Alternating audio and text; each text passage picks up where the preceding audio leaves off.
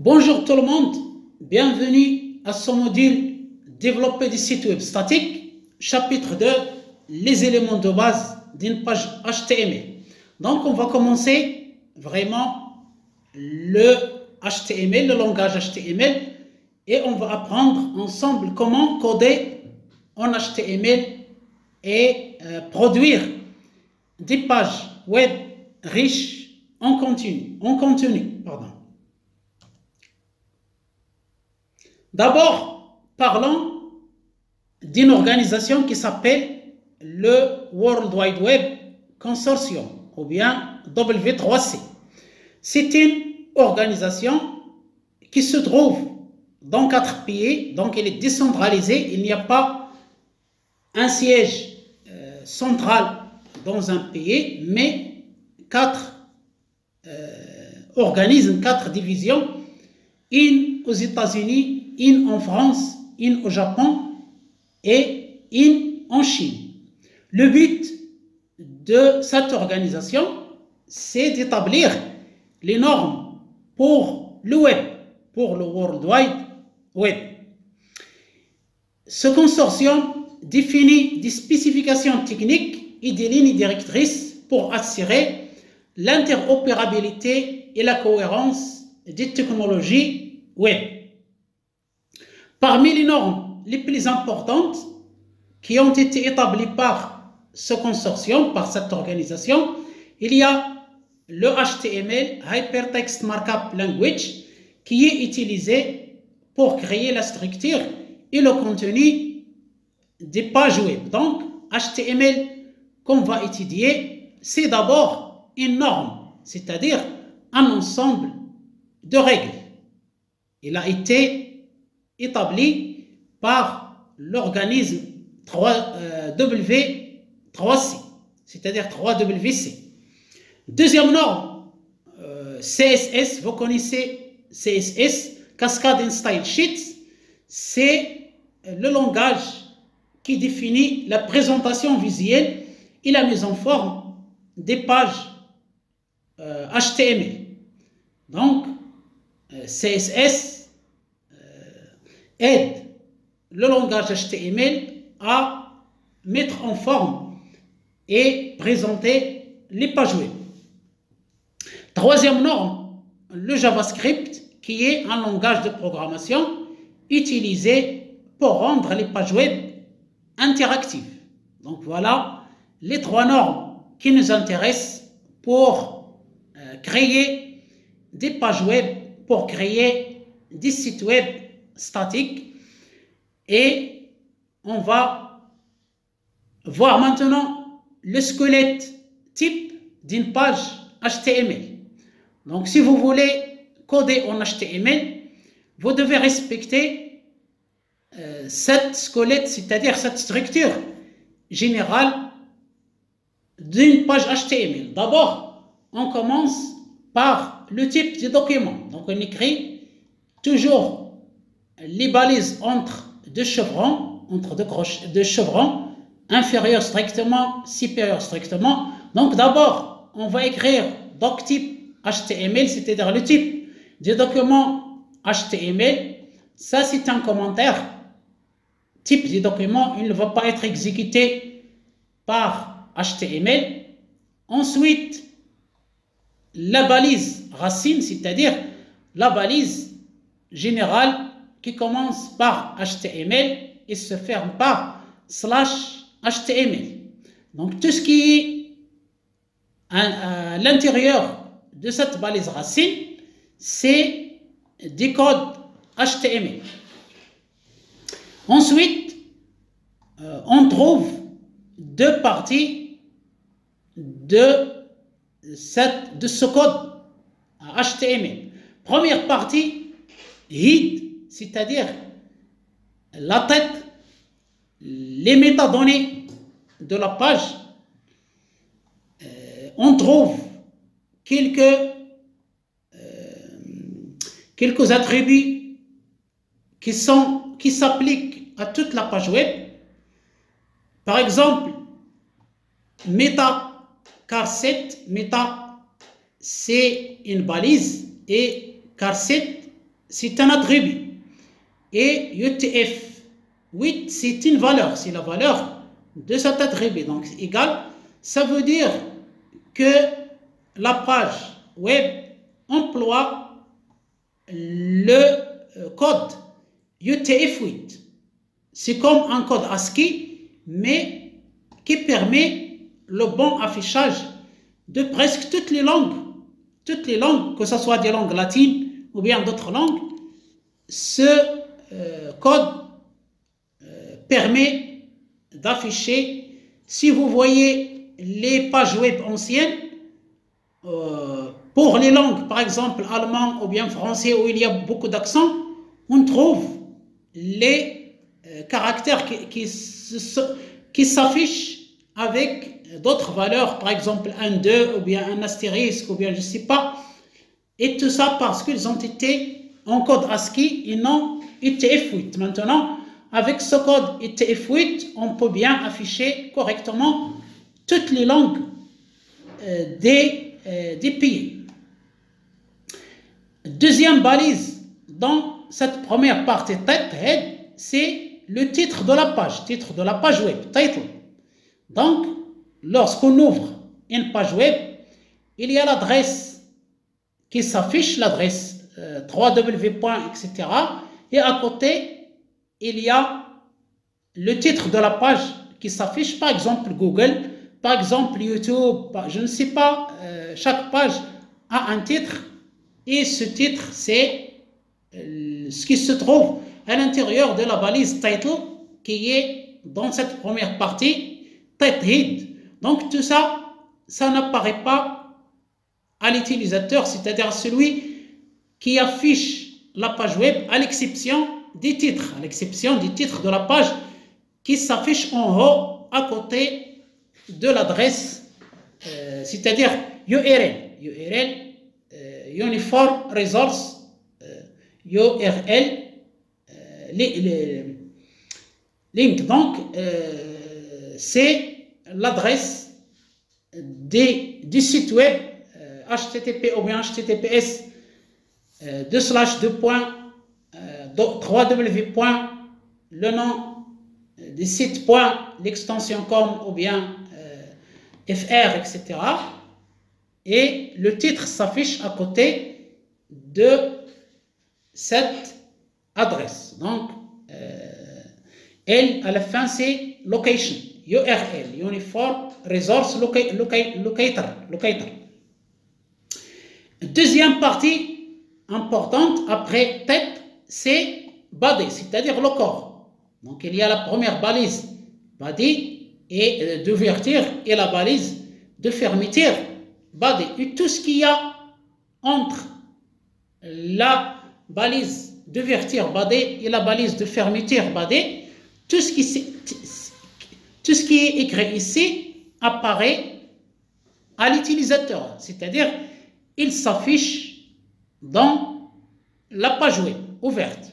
Et enfin, nous avons la balise de fermeture de la balise racine HTML. Donc le squelette d'une page HTML, c'est ça. En général, on écrit toujours doctype HTML, on ouvre la balise racine HTML, on la ferme à la fin, toujours on met head avec meta-charset UTF-8 pour l'affichage correct des caractères. Ensuite, on met un titre de la page et on ferme la partie head.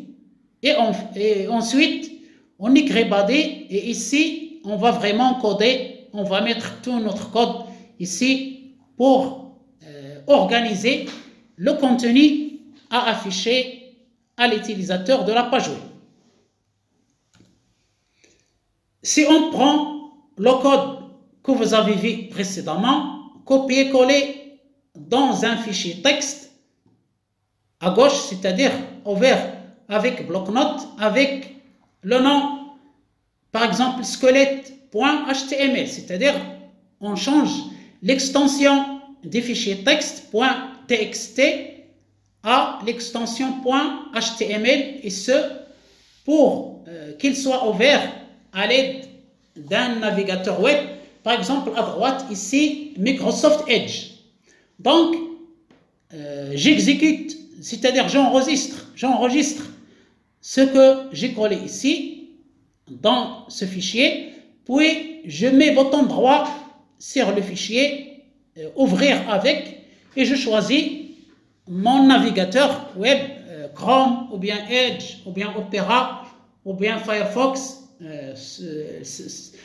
C'est à vous de choisir votre navigateur, mais Chrome, Google Chrome, c'est le navigateur le plus utilisé, je crois, dans le monde. Donc, bouton droit ouvrir avec, j'ai choisi Edge, et voilà le résultat. Donc, le titre dont je vous ai parlé, ici, dans la partie Head, Title, titre de la page, il s'affiche ici, en haut, à côté de l'adresse URL, Uniform Resource Locator. Donc ici, nous avons l'adresse, et ici, nous avons le titre de la page. Ça permet de naviguer entre les pages. Si vous ouvrez plusieurs pages dans votre navigateur, le titre de la page permet d'identifier votre page. Si vous voulez revenir ici, vous n'allez qu'à cliquer sur l'onglet de la page. Donc le titre que vous mettez ici apparaît dans l'onglet de la page web. Si vous ouvrez plusieurs pages dans un navigateur comme Chrome, comme Edge, etc. Le contenu, c'est-à-dire tout ce qui est écrit dans la partie body, c'est-à-dire le corps. Ici, nous avons écrit contenu visible de la page web. Il est affiché ici. Bien sûr, il lui manque la mise en forme, mais petit à petit, on va apprendre comment afficher du contenu, mais en forme bien organisée. Passons maintenant à 3 notions importantes dans HTML, pour coder en HTML. La notion de balise, la notion d'attribut et la notion d'encapsulation. Commençons par la notion de balise. Les balises, en anglais tags, sont utilisées pour marquer et délimiter différents types de contenus sur une page web. Par exemple, un titre, délimiter un titre, délimiter un paragraphe, délimiter une image, etc. Les balises sont entourées par des chevrons, c'est-à-dire les signes inférieurs, strictement inférieurs, et le signe strictement supérieur. Ils sont souvent utilisés par paire, c'est-à-dire deux, avec une balise d'ouverture au début et une balise de fermeture à la fin. La distinction, c'est le slash, c'est le signe slash avant le nom de la balise. Certaines balises, comme par exemple la balise de l'image, EMG, image, ou bien la balise des liens, A, le lien hypertexte, ou bien la balise de retour en ligne, BR, brick, n'ont pas de balise de fermeture distincte. C'est-à-dire, si vous ouvrez une image, ce n'est pas la peine de mettre image à la fin avec slash, ou bien un lien hypertexte A, ce n'est pas la peine de fermer la balise avec slash A, ou bien BR pour revenir à la ligne, ce n'est pas la peine de fermer la balise avec une autre balise de fermeture slash BR. Deuxième notion importante dans HTML, c'est l'attribut. Les attributs sont toujours utilisés avec des balises. Ils permettent de spécifier soit des caractéristiques, soit des comportements, soit des configurations spécifiques de ces balises. Ils sont toujours situés à l'intérieur de la balise, c'est-à-dire à l'intérieur du chevron, des signes de balise, et contient généralement une paire nom, c'est-à-dire nom de l'attribut et la valeur de l'attribut séparés par le signe égal et entouré de guillemets.